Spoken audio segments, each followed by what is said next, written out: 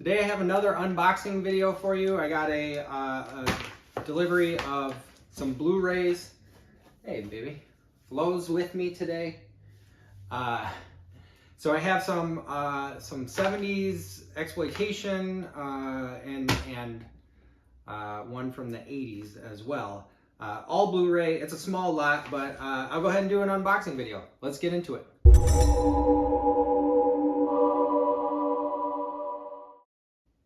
What's up, physical media fans? I have a small lot from eBay of Blu-rays. They're mostly 70s, you know, kind of exploitation, Grindhouse circuit type movies, B type movies, but there's some fun ones in there, and I wanted to talk a little bit about each one.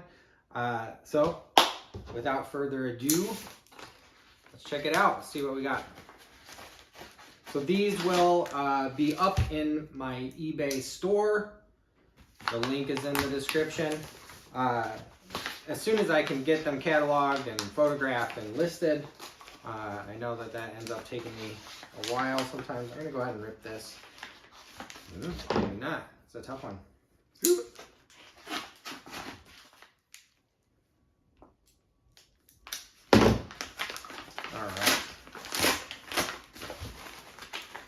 So, just in a manila mailer in bubble wrap.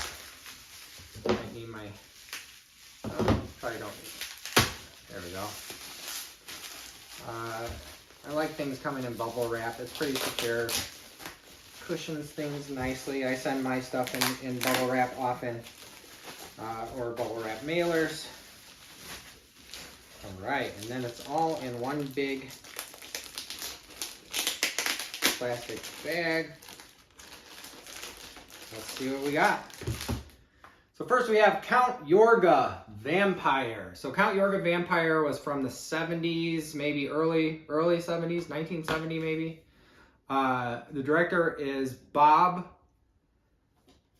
Kellyan, if I remember correctly. This disc is in great shape.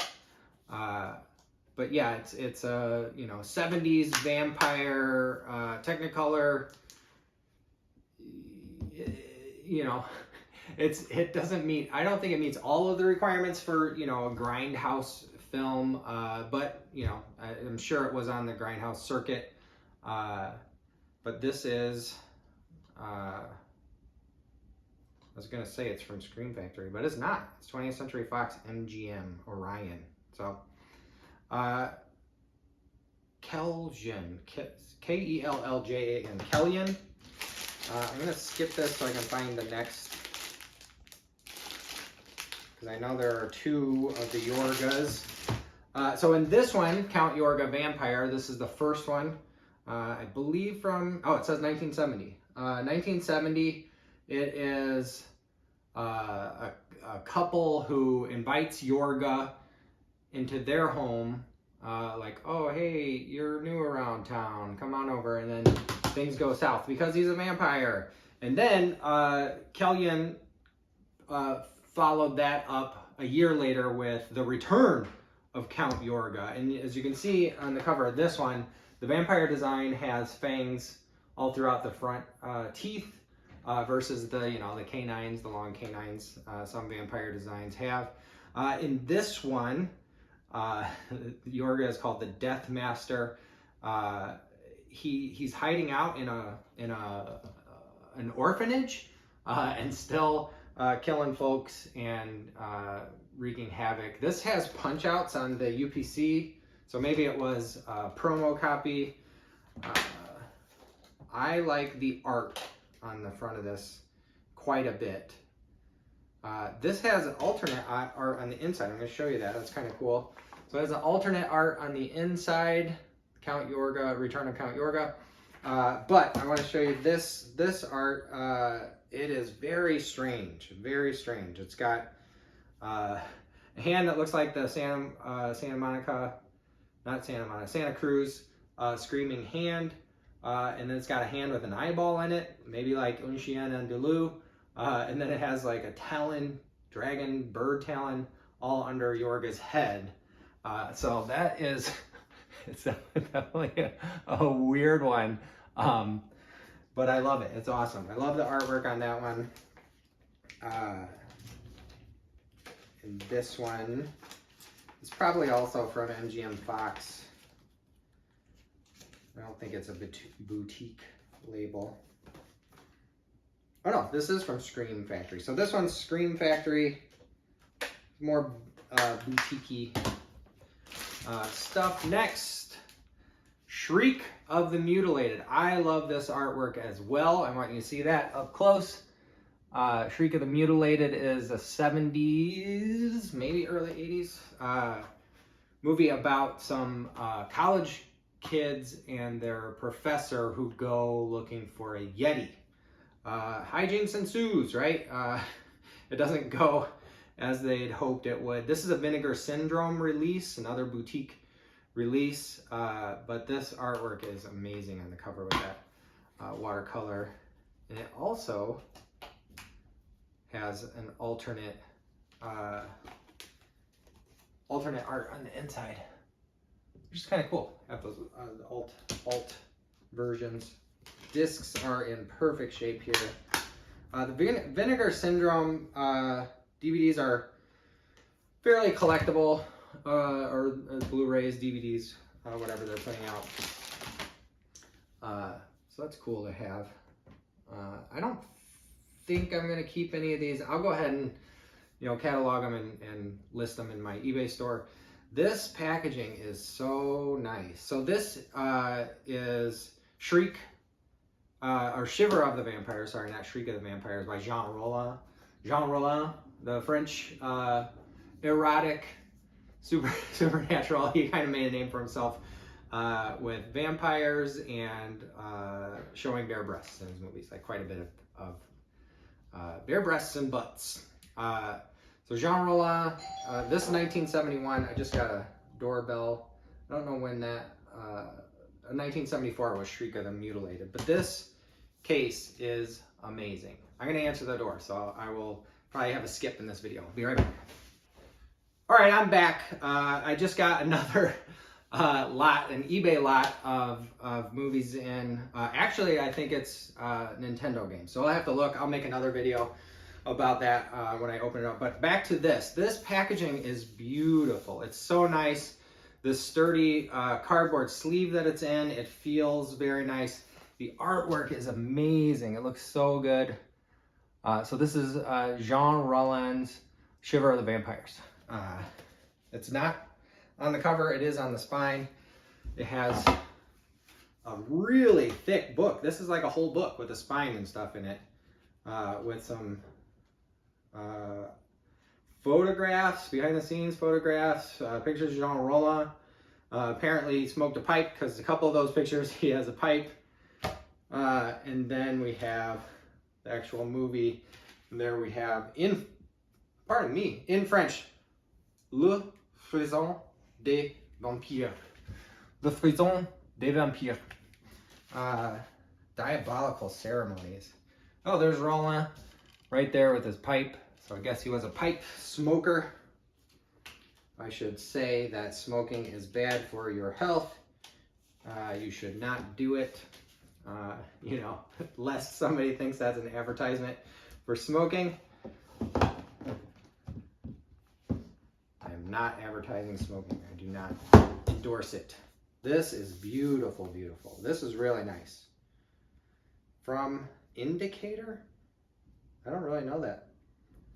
I like this packaging. It looks great. Love it. Lastly, and I saved this one for last because I wanted to talk about it a little bit more. I have the Vinegar Syndrome Blue, or Ultra HD 4K version of the Texas Chainsaw Massacre 2. So I did wear a TCSM 2 shirt in one of my videos.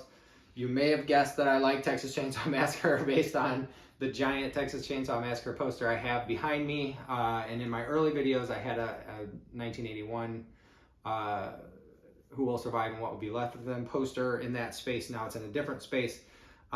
Texas Chainsaw Massacre 2, from what I've read, Tobe Hooper, the director, thought that people didn't really grasp the black humor in the first one, and there is some black humor in it, but it is a gritty, terrifying movie. It is my favorite movie overall. 1974 Texas Chainsaw Massacre. So he went a little silly with this one to make sure that people were getting the comedy in it, and it works. It's wild and weird and goofy, and people are chewing scenery. The actors are chewing scenery. Dennis Hopper is off the rails in this one, but it is very good. And we have a new character named Chop Top, who is supposedly a Sawyer sibling who was, you know, away during the first one, and he mentions being in Vietnam, but maybe that's where he was. And he has a metal plate in his skull that he has apparently for maybe years been picking away the skin at. So you actually see the metal plate. He has a wire hanger that he carries around, uses a lighter to burn the end of it or heat up the end of it, and then he'll scratch around his plate and then pick off the skin and eat it. It's such an amazing little character trait. It's off the wall. It's so good. It's so weird. It's so funny and goofy, and it's not for everyone. I fully admit. This is the first Texas Chainsaw Massacre I saw. I saw it at a sleepover when I was in middle school, I believe, which is neither, you know, like, it's probably not great for middle schoolers. But when we watched this, my friend at the time, Brandon, we went back to the video store to get something else or bring it back or whatever we were doing, or maybe it was even the next time I stayed at his house. They had a Texas Chainsaw Massacre t-shirt at the video store for sale. I had my own cash. I wanted to buy it, and Brandon's mom would not. She said, "You cannot buy that while you're with me. You can come back with your mom." It wasn't our video store, so I did not end up going back there. She thought my mom would not approve of me buying a Leatherface t-shirt, so I missed out on that sweet, sweet Texas Chainsaw Massacre 2 t-shirt opportunity. But this one remains a nostalgic favorite for me, and a very fun follow-up to the original Texas Chainsaw Massacre, which is gritty and, you know, and scary and terrifying, and is not a comedy. This is pretty much a comedy. Beyond that, as far as Texas Chainsaw Massacre reboots, sequels, prequels, whatever go, 1 and 2, 74, and this one 81, whenever this came out, 86, wow, I was off by 5 years, are the Texas Chainsaw Massacres. Like, you can find something to like in the other ones, but they just do not hold a candle to these first two, and how different they are, and how Tobe Hooper, you know, kind of swung big and made some cool stuff. So that's it. These 5, like I said, it was a small lot, but it's a fun one, and I have some, you know, some really cool looking Blu-rays. This Shiver of the Vampires is gorgeous packaging, so it's fun to open those up. I'm going to take some photos, catalog them, and list them in my eBay store. Once again, that link is in the description below. Thank you for watching this far. If you would like and subscribe, that would be awesome. I would appreciate it quite a bit. But you will see me next time I post. Thank you.